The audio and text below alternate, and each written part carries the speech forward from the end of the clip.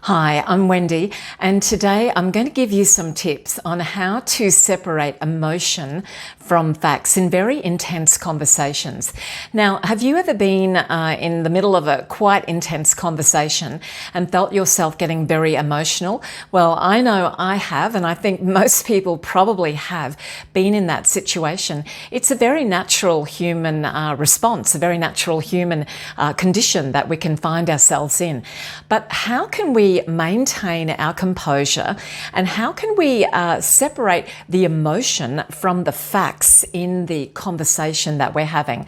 I'm going to give you a few tips today, I suppose based on, the experiences that I've had and the experiences of other people as well. So hopefully these tips and strategies will help you maintain some clarity and composure in your conversations, and just keep the tensions of the conversation at a minimum, and try to help you separate the emotions from the actual facts.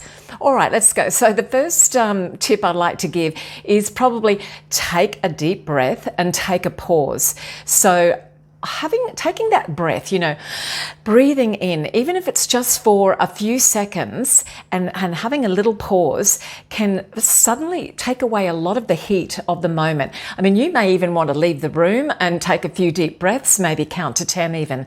So when emotions are running high, take a moment to pause before responding.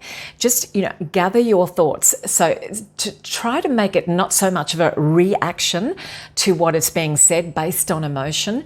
So pause, take a few deep breaths, maybe say, look, I need to just a minute, perhaps even leave the room. Deep breathing exercises can help. And just providing that very brief space for some reflection before you open your mouth and start speaking again.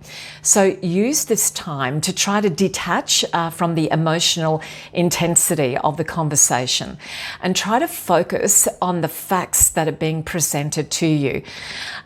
Look, you may, as I said, you may want to take more than just a moment, a few seconds. Sometimes you might need to take a few minutes or even hours. If that is the case, do that. Take as much as you need to try to calm yourself down and breathe through that. Identify and acknowledge the emotions that might be present in the conversation, not just yours, but the other person's or the other people, if it's a group, as well too.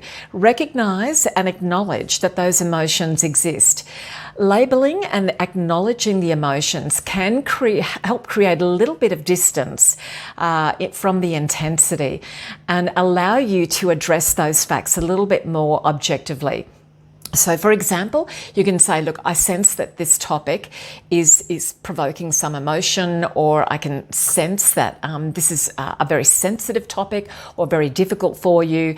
I recognize that. And then, that could even tie in with my earlier point about taking a break. Can we take a pause for one moment and regroup and then come back to it? The next tip I want to give you is to focus on concrete facts. Now, I know this is much easier said than done. When the emotions are high, when the stakes are high, when you're discussing very sensitive, very personal topics, try to direct all of your focus to the actual facts that are there. Stick to observable and verifiable details. So things, do I observe this happening? Can I verify this? Is this actually a verifiable fact? Is it a verifiable truth? It'll help ground the conversation in some sort of objective reality. Ask questions to confirm what you're hearing, or to clarify the facts of the story. Listening attentively. Now, I've said before about asking questions, so you might want to ask questions that you could sort of try to summarize it and then say, is this what the intent was? Is this what you're trying to get across to me? To just be sure that is what the other person is actually meaning and saying. Now, the next tip I give is to try to use I statements rather than you statements. So you can be can come across as quite accusatory. So we need to be very careful of that. So let's redirect it back to I statements. So these convey your perspective rather than casting some sort of blame or some kind of accusation or putting the other person in the spotlight. So I observe that, or I feel that, or I believe that. This reframing, where you're taking it like I and not you, shifts the focus to your own experience rather than placing blame or putting it onto the other person. Okay, using that you word, it can make your statements, as I said, sound quite like accusatory. So you don't want to do that. It's already a tense situation. You want to, eliminate that or reduce it as much as possible. You don't want to inflame the situation and escalate the tension any further.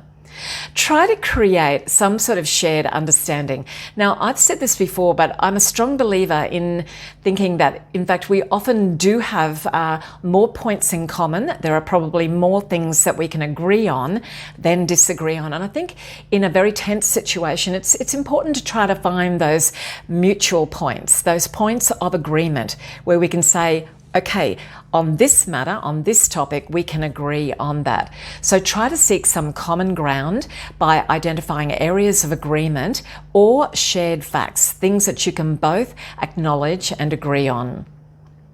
So you might be surprised, to discover just how much you do agree on. And then I think that's a very good basis for further discussion. And it may just in itself, by finding all those points of agreement and commonality, it may just try de-escalate the situation a little bit. So remember, separating emotions from facts is a skill. It's not something that, you can just pick up overnight. It is a skill that does take time, and it does take practice and some energy and commitment. But I think if you apply yourself and take on board some of these suggestions, you will get there. It's crucial to be very emotionally aware. So this is where this emotional intelligence comes in, and social intelligence, picking up on people's body language, their facial expressions, the tone of their voice often precedes what they're actually saying.